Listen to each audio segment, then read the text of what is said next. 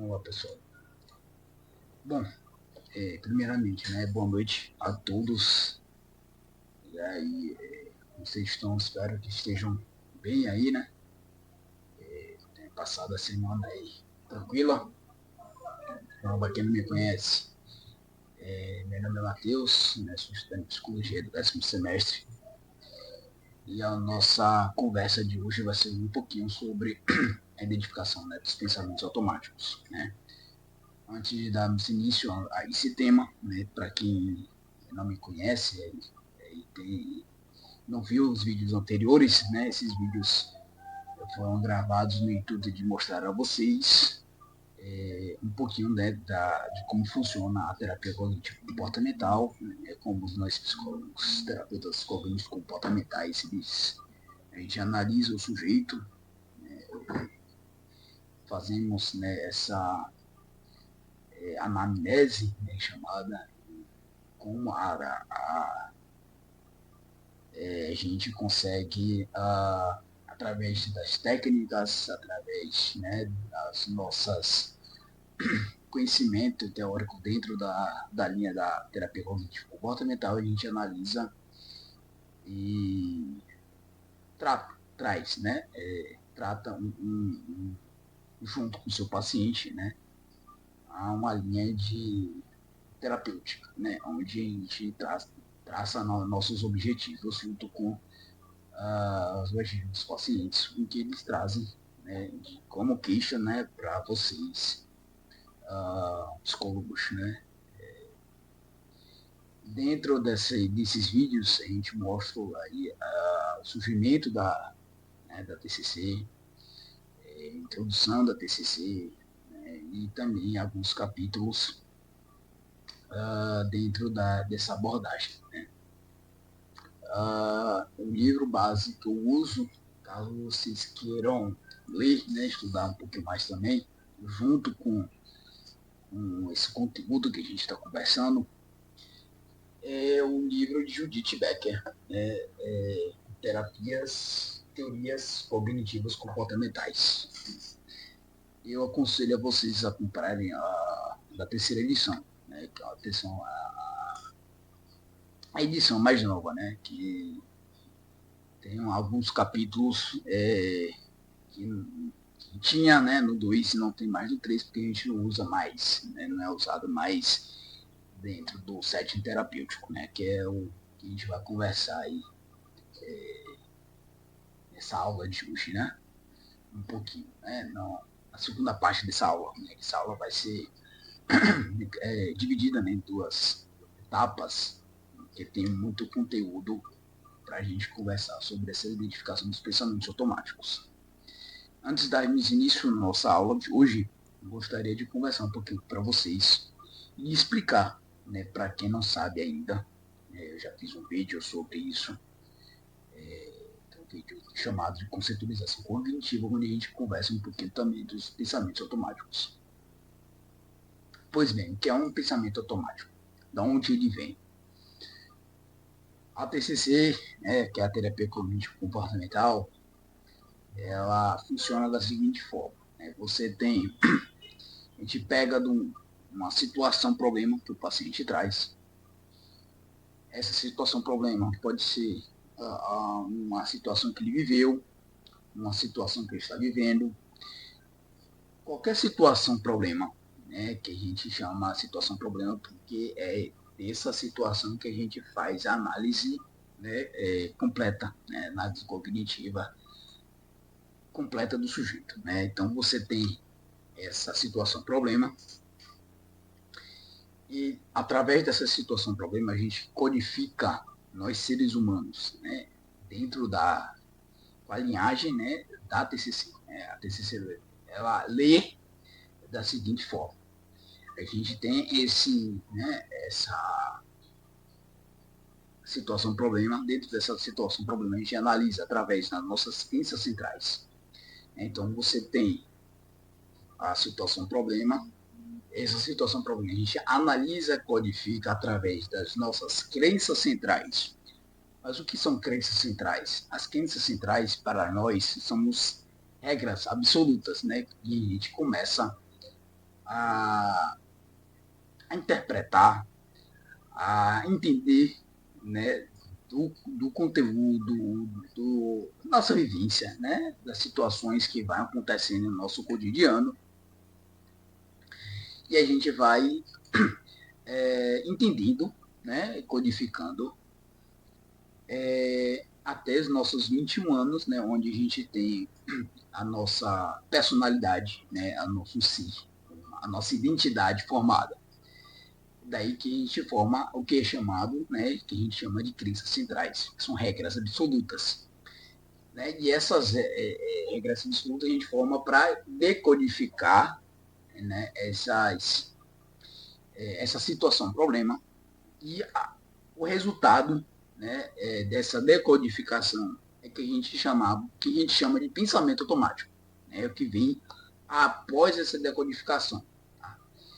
Então, após essa decodificação, após o pensamento automático ele vir, né, vem uma reação, né, pode ser emocional ou pode ser fisiológica. Né? Emocional vem a tristeza, a raiva, a felicidade, a euforia, e o comportamento fisiológico, né, que a gente chama de comportamento, né, de se afastar, de não querer ir perto, evitar certos lugares, se for um resultado, né, desse processo, um resultado negativo, né, que a gente chama, a gente evita, né, passar por essa situação novamente, né, evita esses lugares que trazem desconforto, né, para nós, a gente começa a evitar.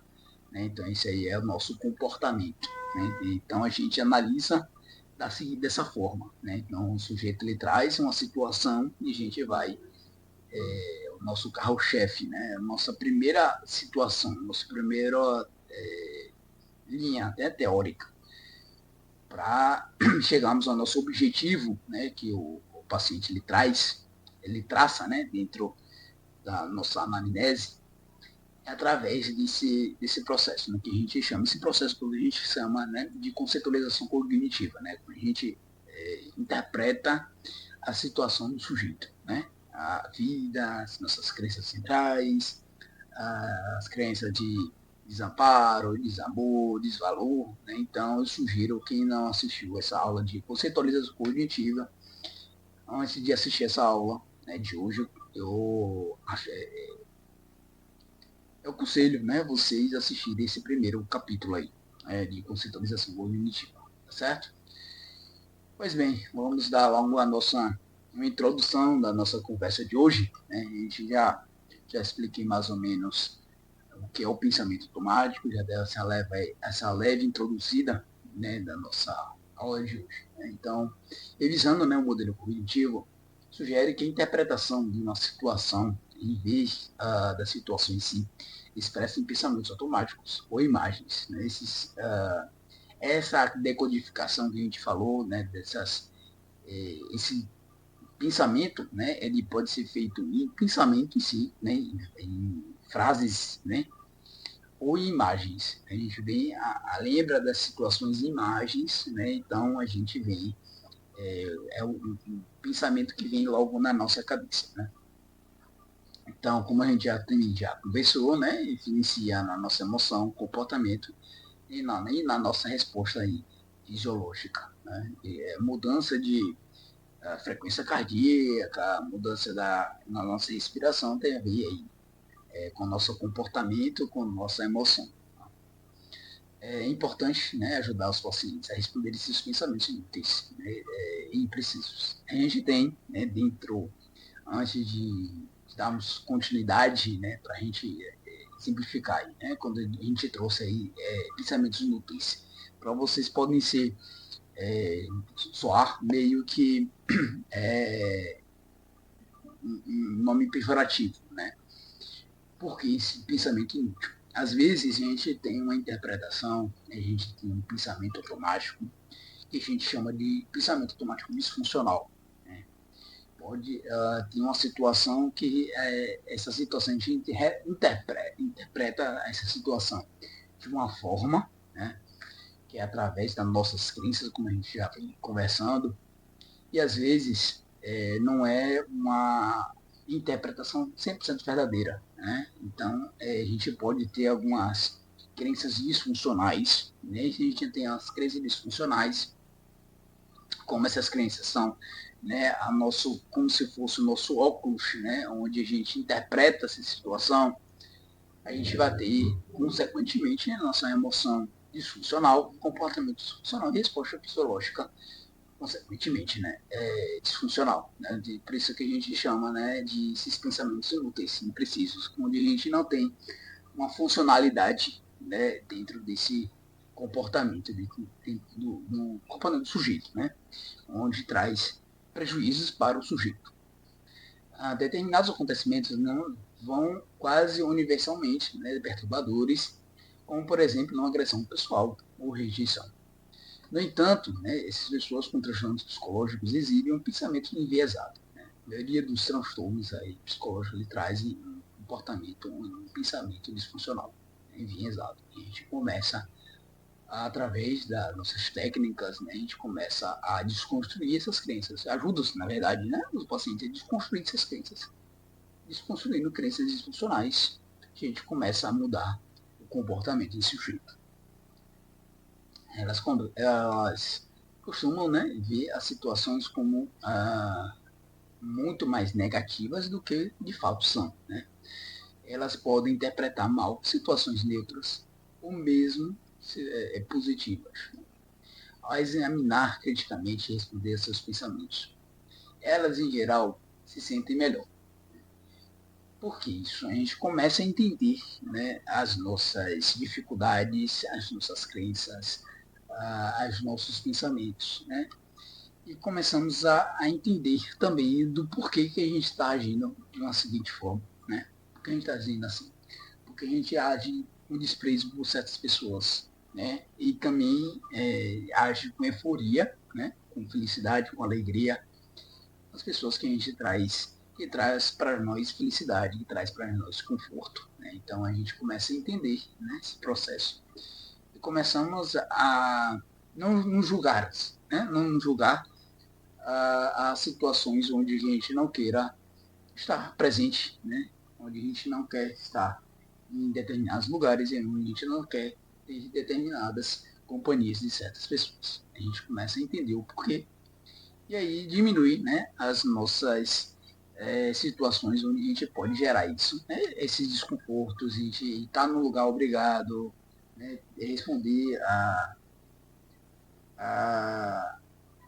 comportamento, a conversas com amigos, com colegas, perdão, que a gente não tem tanta afinidade ou tem desprezo, e a gente começa a ter a necessidade, tipo assim, né? Uma necessidade, eu preciso estar naquele lugar, mas não me sinto feliz.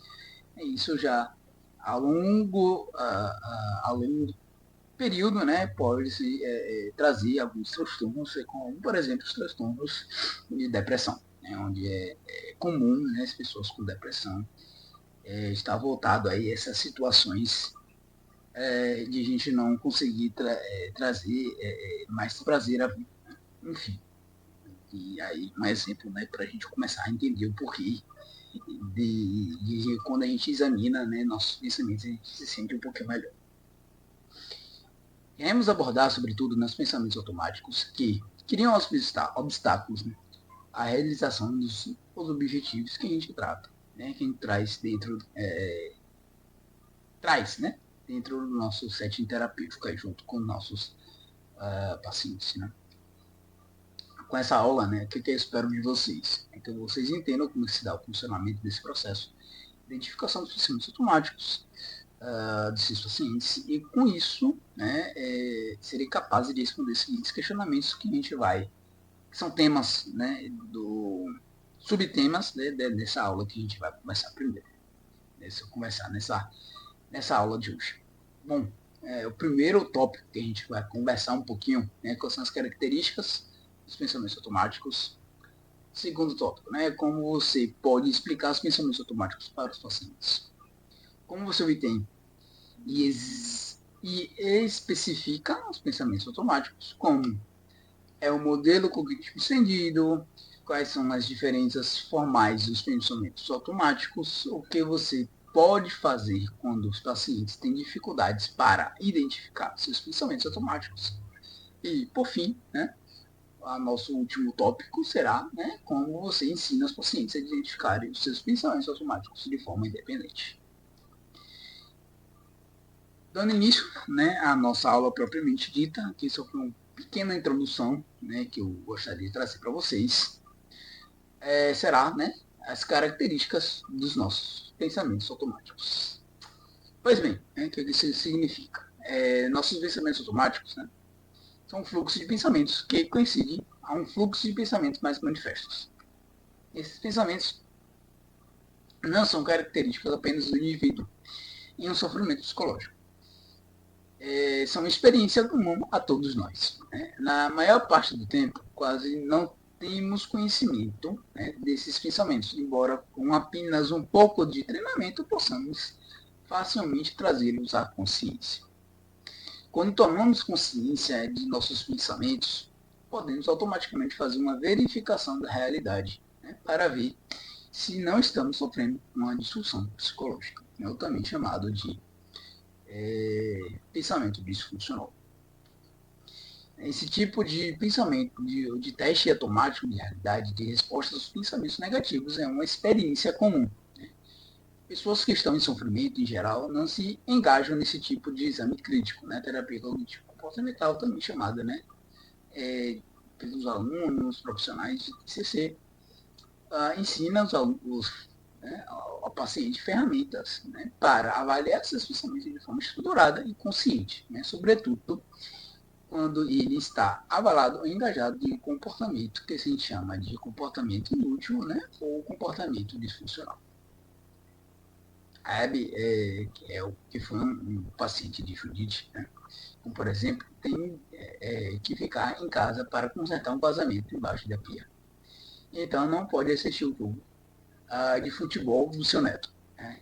Aqui já vem o pensamento automático, tá, de Abby, que é Ethan, né, que é o neto dele, vai ficar desapontado, muito desapontado. Então, seu pensamento atrelado a essa situação, vem ou sempre decepciona, né, a meu neto. Então, assim, esse pensamento aqui a gente chama de pensamento disfuncional, né? Porque nem sempre, né, o AB, né, que é o paciente, decepciona o seu neto. Então, a AB, né, para quem não conhece, para quem não leu ainda o livro, a AB ele tem um processo de depressivo, né, tem a que a gente chama, né, de crenças disfuncionais de desamparo, né, onde ele não se sente capaz de realizar, né, as suas atividades e tem dificuldade e sempre que ele tem alguma situação onde ele não possa sair, né, onde, como nessa situação, né, então ele sempre decepciona ou sempre um zero à esquerda, assim, poxa, eu não sou aquela pessoa suficientemente bom, né, sempre está detupando, né, a imagem de competência, né, dele. Então, ele analisa, né, as situações do cotidiano dele dessa forma. Né? Então, sempre, né, levando para o ponto negativo, né, onde ele é um peso, onde ele não é o bom o suficiente, onde ele sempre vai estar, ele nunca é funcional, né? Ele nunca se sente funcional o suficiente para receber um elogio, ser querido, então sempre vai ter essa desavença, né? Sempre vai ter esse pensamento disfuncional de incompetência, né? Por ele ter uma crença disfuncional, né? De desamparo. ele aceita, né, esses pensamentos como verdadeiros, né? E como a gente já começou, né, conversou no início dessa aula, nossas crenças são verdades absolutas, né, onde o terapeuta cognitivo comportamental ele vai bater nessa tecla, né, onde vai ajudar o seu paciente a des, desmanchar, né, desconstruir, né, digamos assim, esse pensamento disfuncional, né, de desamparo, né, onde a gente não serve para nada. Então, desconstruindo esse pensamento, essa crença, o pensamento, consequentemente, ele vai mudar, né? Consequentemente, as nossas emoções, a nossa resposta, nosso comportamento irá mudar. Ele aceita, né, esse pensamento como verdadeiro existe, claro, né, muito triste. Então, aqui, pensamento verdadeiro é o que é, né, que ele sempre decepciona, o cliente vai ficar muito desapontado, e a codificação desse pensamento é uma emoção de tristeza, né? Aí, no entanto, depois de aprender as ferramentas, ele é capaz de usar sua emoção negativa como pista para identificar, avaliar e responder de modo adaptativo aos seus pensamentos. Então, aqui, ele aprende, né? Pronto. Isso aqui é um pensamento disfuncional para mim, né? Então, como é que eu posso mudar esse pensamento disfuncional? Através da minha crença disfuncional. Qual é a minha crença disfuncional? De desamparo. Então, a gente desconstrói, né? Eu desconstruí esse crença disfuncional, né? De desamparo, e vou mudá-lo para uma outra crença, né? De eu sou capaz de trabalhar, eu sou capaz de fazer um trabalho bem feito, eu sou merecedor de elogios, eu sou merecedor de, eu nem sempre eu decepciono, nem sempre eu falho nas minhas tarefas, né, nos meus compromissos, então eu mereço um elogio por isso, né? Então a gente começa a observar e a mudar, né, esse comportamento dessa forma. Em uma outra situação, a AB foi, por exemplo, capaz de responder ao pensamento automático, semelhante dessa maneira. Momentos faz dela não vão estar lá, né, no recital de uma dança. Ela pode ficar um pouco desapontada por ele não estar presente. E não é verdade, né, que eu sempre a decepciono. Aqui já começa a mudar, tá vendo? Aqui eu trouxe um comportamento disfuncional, e aqui a gente já traz um comportamento mais funcional, né? Onde mais verdadeiro, né? Onde há possibilidades verdadeiras de ser, né? Verdade absoluta. Né? Fui a muitas dessas apresentações, você procura e já começa a desconstruir aquela crença, né, de desamparo, nesse exemplo aqui, né, onde ela pode ficar desapontada por não estar presente, né, pode, né, tem a possibilidade, mas não é certeza 100%. Então, não é verdade, né, que ele tem sempre esse pensamento, né, de decepcionar os outros. Né? Então, não é um pensamento verdadeiro. Ele começa a identificar, né, esses pensamentos que são chamados de pensamentos disfuncionais. Você procura, né, identificar os pensamentos automáticos que são disfuncionais, isto é, aqueles que distorcem a realidade, estão associados a uma reação emocional ou fisiológica inútil, origina de um comportamento inútil, né? Por fim, interfere, né, no sentimento de bem-estar do paciente e na habilidade de dar os passos para atingir seus objetivos. Conforme discutimos nas nossas aulas anteriores, é vital, né, estar alerta.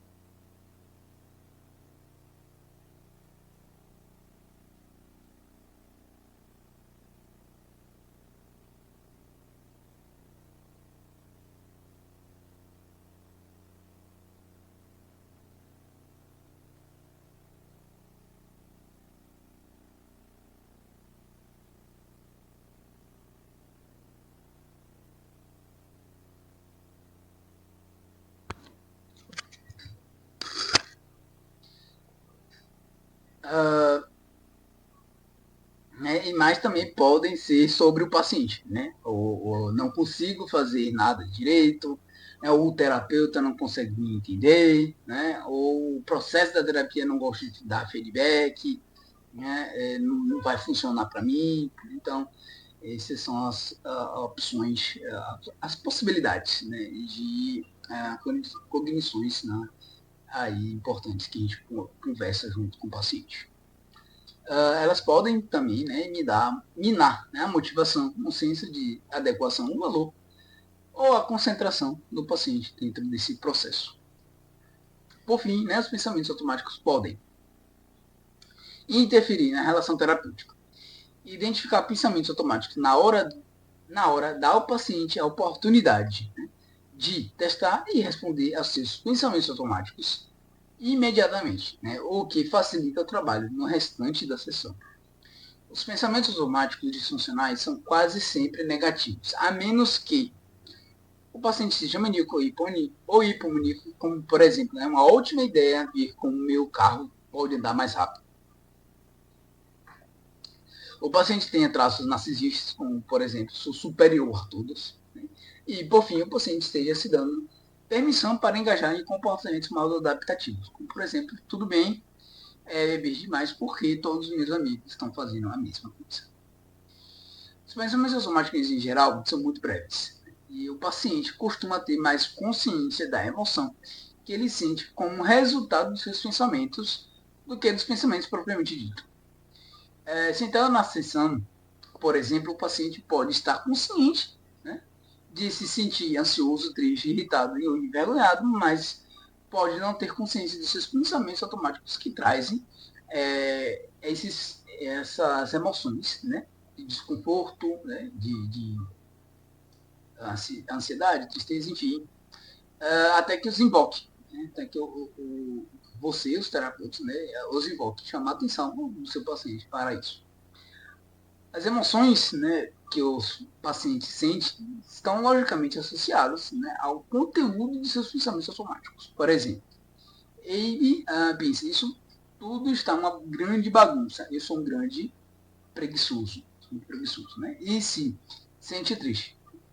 Em um outro momento ele pensa, eu deveria visitar minha mãe com mais frequência, e se sente culpado quando tem um pensamento, e se eu ficar sem dinheiro, ele se sente ansioso. Tá vendo que vem pensamento, emoção, comportamento. Sempre vai ser assim. Situação, problema, pensamento, emoção, comportamento. Algumas vezes, o pensamento tem mais consciência do seu comportamento inútil do que os pensamentos automáticos que precedem, né, a sua ação. Ele, por exemplo, reconhece que tem evitado entrar em contato, né, com seus amigos e realizar tarefas em seu apartamento. Esse comportamento está logicamente associado ao conteúdo de seus pensamentos automáticos. O paciente também pode estar mais consciente de sua resposta fisiológica do que dos seus próprios pensamentos. Maria, por exemplo, notou sensação de tensão mais do que os pensamentos automáticos, mais do que seus pensamentos automáticos quando estava ansiosa. A maioria dos pensamentos automáticos está associada a situações externas, como, por exemplo, né, falar com outro amigo, ou com um fluxo de pensamentos, como, por exemplo, né, pensar em um acontecimento futuro ou passado. Mas uma ampla gama de estímulos externos e internos podem dar origem, né, a esses pensamentos automáticos. O paciente pode ter pensamentos sobre alguma parte de um modelo cognitivo, que são, né, suas cognições, que são pensamentos, imagens, crenças, desvaneios, sonhos, lembranças ou feedbacks, sua emoção, seu comportamento e, por fim, né, suas experiências fisiológicas ou mentais, como, por exemplo, ideias estranhas ou uma sensação, né, de que seus pensamentos estão acelerados.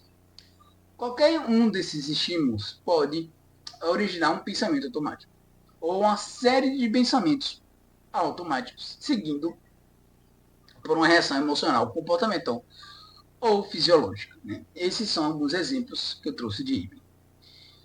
Quando Ibn pensou, eu gostaria de nunca mais ter que falar com minha ex-mulher. Ele teve um pensamento automático sobre esse pensamento, que eu não deveria pensar coisas como essa. Quando ele pensou, né, estou muito cansado, não quero ir ao jogo de futebol de Max. Então ele pensou, se eu sou um avô ruim por não ter que ir. Então aqui, né, a situação, né, ele está cansado, não quer ir ao jogo de futebol de Max. Pensamento automático, sou um avô ruim porque não quer ir no jogo de Max.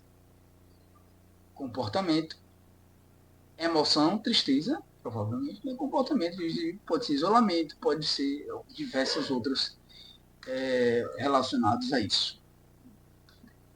Quando a Ibe traz, né, teve um pensamento automático de forma de lembrança sobre seu casamento, ele pensou, eu gostaria de não lembrar sobre as piores partes da nossa vida juntos. Quando a Ibe se deu conta, né, do quanto estava sem esperança, ele se sentiu triste. Então ele pensou, vou me sentir assim para sempre. E quando Ibe evitou sair para realizar alguns afazeres, ele pensou, como sou preguiçoso. Quando Ibe ficou ansioso por estar estressado, atrasado, perdão, e seu coração começou a acelerar, ele pensou, o que está de errado comigo? Na TCC, né, tradicional, temos tendência a focar em situações problemáticas da semana anterior, determinando em que ponto o paciente estava mais angustiado e quais eram os seus pensamentos automáticos. Em uma orientação para a recuperação, tendemos a focar mais nos pensamentos do que o paciente prevê que na semana seguinte irão criar um obstáculo aos passos para atingir seu objetivo. Então, o paciente pode ter pensamentos automáticos estressantes ou inúteis, né, antes de uma situação, como previsão do que pode acontecer, como por exemplo, e se ele ficar chateado comigo? Durante uma situação, né, em que ele está pensando, por exemplo, no quanto eu estou fazendo isso mal. Né? E, por fim, depois de uma situação, refletindo sobre o que aconteceu. Como, por exemplo, eu nunca deveria ter ligado para ele. O nosso próximo tópico, né, que a gente vai conversar nessa aula de hoje, né, que é explicando os pensamentos automáticos aos pacientes. Por que a gente faz isso? É aconselhado, né, explicar seus pensamentos automáticos dos seus pacientes usando exemplos do próprio paciente. Assim é mais fácil de ele compreender essa situação. No contexto de discussão de um problema específico com um paciente, você irá identificar os pensamentos automáticos associados e então fornecer uma psicoeducação como demonstrado no exemplo a seguir.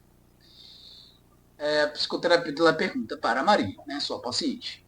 Maria, devemos falar sobre seu objetivo de se relacionar melhor com sua irmã? A paciente responde, sim.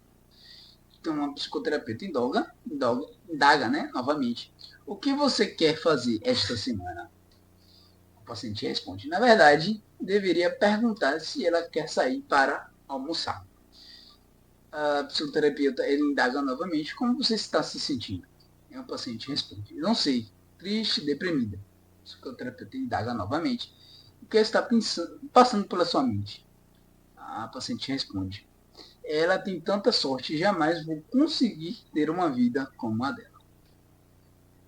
A psicoterapeuta novamente, não é de admirar que você esteja sentindo triste. Você acabou de identificar o que chamamos de pensamento automático, que seria, né? Jamais vou conseguir ter uma vida como a dela. Todos nós temos esses tipos de pensamentos. Eles parecem simplesmente surgir em nossas mentes, mesmo quando estamos tentando pensar em outra coisa. É por isso que os chamados de automáticos. Né? Na maior parte do tempo, eles são muito rápidos e temos muito mais consciência da emoção. Nesse caso, você se sente triste do pensamento, desse seu pensamento automático. Quando as pessoas estão deprimidas, como você está, ocorre que, com frequência, os pensamentos não são verdadeiros, né? Ou não são completamente verdadeiros, mas reagimos como se fossem verdadeiros. Com essa explicação, né, o paciente responde. Ou a psicoterapeuta indaga novamente. Você pode me falar sobre seus pensamentos automáticos em suas próprias palavras? O paciente responde. Acho que o que você está me dizendo é que eu tenho esses pensamentos rápidos, né, e como estou deprimida, eles podem não ser verdadeiros. O psicoterapeuta indaga novamente. Exatamente. Né? Na parte seguinte da psicoterapia, Judite, né, que é a psicoterapeuta, toma nota do modelo cognitivo para esse pensamento automático, né, assim que a gente, mais ou menos, a gente faz. Explica ao paciente, né, seus pensamentos automáticos. A psicoterapeuta indaga novamente, né, vamos registrar isso no papel. Quando você teve o pensamento, jamais vou conseguir ter uma vida como a dela, você se sentiu triste. Percebe como você estava pensando influenciou como você se sentiu? Você responde sim. Sandra indaga novamente. Vou lhe ensinar a identificar seus pensamentos automáticos quando você perceber que seu humor está mudando ou quando estiver fazendo alguma outra coisa que não seja inútil. Esse é o primeiro passo. Vamos continuar praticando até que seja fácil. E você também aprenderá como avaliar seus pensamentos automáticos sem mudar o seu modo de pensar, que se ele não for completamente correto. Nosso próximo tópico que a gente vai conversar nessa aula de hoje, né, identificando os pensamentos automáticos dos pacientes. Então, que a gente faz isso? Né? A habilidade de identificar, né, esses pensamentos automáticos é análoga à aprendizagem de qualquer outra habilidade. Alguns pacientes, né, de psicoterapeutas entendem isso com muita facilidade e rápido. Né? Outros precisam de um pouco mais de orientação e prática. Né? As perguntas básicas que você faz ao paciente para identificar esses pensamentos automáticos são duas. Né? Primeiro, o que estava ou estará passando pela sua mente. E a outra, né, o que você estará pensando. Você faz, né, essas perguntas que eu trouxe nesse slide passado, quando, né, o paciente estiver descrever uma situação, emoção, comportamento ou reação fisiológica problemática que ele teve frequentemente na semana anterior ou espera ter, em geral, na próxima semana. E, né, quando o paciente experimentar uma situação, uma mudança negativa no afeto ou exibir um comportamento inútil dentro da própria sessão de psicoterapia. Essas são as duas formas de identificação que a gente ensina aos pacientes, como é que identifica os seus pensamentos automáticos. Nosso próximo tópico que a gente vai conversar, né, é a identificação dos pensamentos automáticos adicionais. Como é que a gente faz isso? Continue questionando o paciente, mesmo que ele relatar o pensamento automático inicial, com o intuito de descobrir se ele teve outros pensamentos importantes, como descrito no exemplo a seguir. A psicoterapeuta ele indaga, né? Quando acordou ontem pela manhã de ressaca, né? Você pensou, eu não deveria ter bebido tanto na noite passada. O que mais passou pela sua mente? O paciente responde, não acredito que fiz isso de novo. A psicoterapeuta indaga novamente. Então, o paciente responde, né? Fiquei pensando, de que adianta tentar? Nada vai mudar mesmo. Essas situações que a gente precisa mudar, esses pensamentos automáticos. Antes de darmos continuidade à nossa aula, eu gostaria de chamar a atenção a uma observação importante. Né? Quando o paciente expressa um pensamento automático e uma emoção, também é importante ver se ele experimentou emoções adicionais. Em caso afirmativo, ele sem dúvida teve outro pensamento ou fluxo de pensamentos, como demonstrado no próximo exemplo a seguir. Psicoterapeuta indaga, né? Então, você se sentiu triste quando pensou, já gastei a maior parte das minhas economias. Você sentiu alguma outra emoção? O paciente responde, acho que me senti ansioso.